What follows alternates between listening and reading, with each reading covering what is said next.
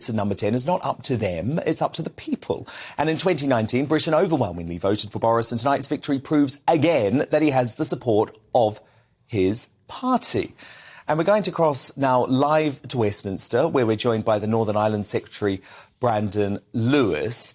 So, Brandon, it's been fascinating to watch today because much of the media who demanded this vote over weeks and months now seem to say that the vote isn't enough to secure his leadership. What do you make of it?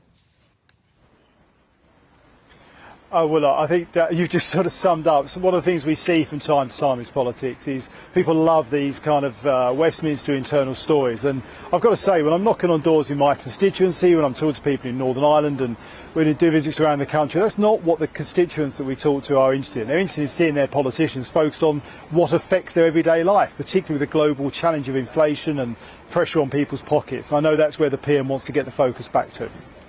OK, so what do you make of the vote? Obviously, a large number against the Prime Minister. Does he really have a mandate for a year now?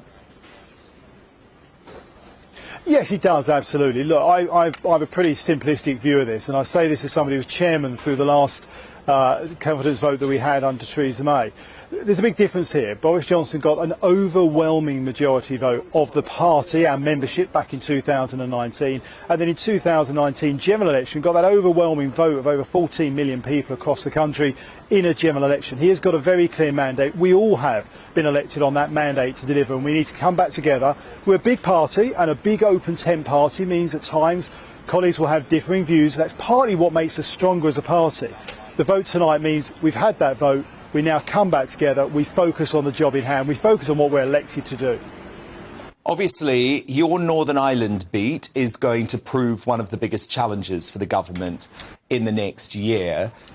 You've got a lot of Ramonas to deal with now, Brandon Lewis, who want to take this opportunity.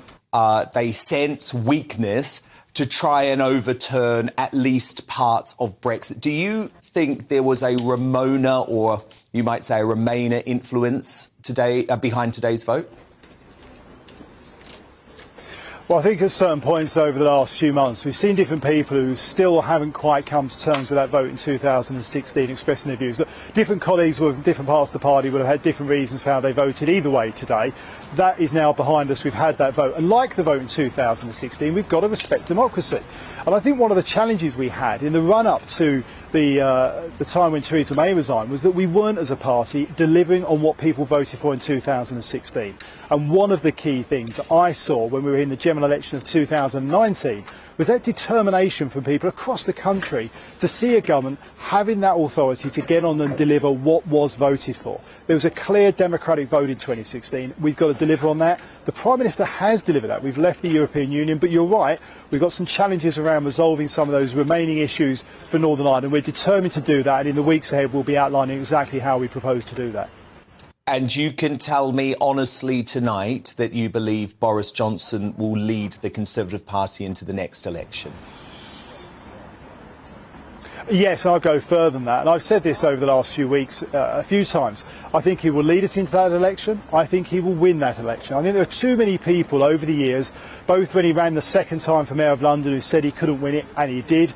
And actually, if you remember, even in the run-up to the 2019 election, people were saying that we were not going to win that election, and we didn't just win it. He got a majority, the likes of which we've not seen since the days of the great Margaret Thatcher. So this is somebody who knows how to win elections. He is focused on delivering for people in our country, and I think when we come to that election, that track record of delivery, getting the big decisions right, and a plan for the future to make people's lives better, are why Boris Johnson will not just run and fight the next election, but why we'll win it with him as Prime Minister.